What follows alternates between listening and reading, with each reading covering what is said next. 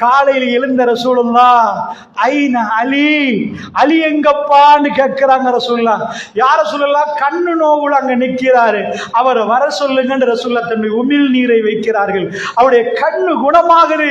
பெருமானார் கையில் கொடியை வைத்தார்கள். அல்லாஹ்வும் அல்லாஹ்வுடைய தூதரும் விரும்பக்கூடிய ஒருவர் அலி பின் அபி தாலிப் ரலியல்லாஹு. நான் ஏன் இதை சொல்லுகிறேன் தெரியுமா?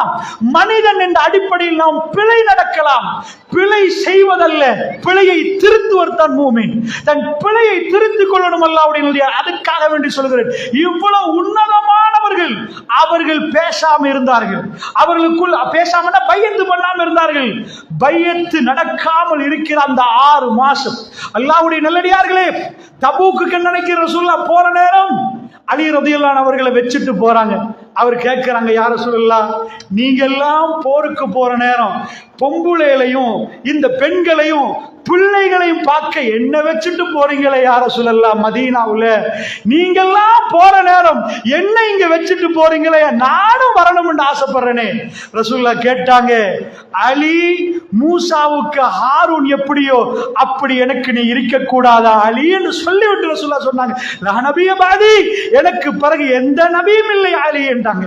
எந்த நபியும் இல்லைன்னு சேர்த்து சொல்லிட்டாங்க.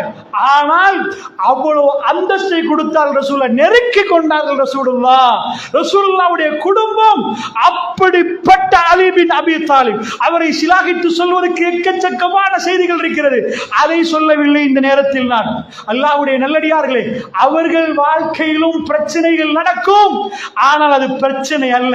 அவர்கள் மனித புனிதர்களான இடம். அந்த இடம் என்ன? அவர்கள் பையத்து பண்ணாம நின்றா அமீருல் மூமினுக்கு கட்டாயம் பையத்து பண்ணணும். பையத்து பண்ணாம இருக்கிற நேரத்தில் கூப்பிட்டு அனுப்புற நேரம் தலைவர்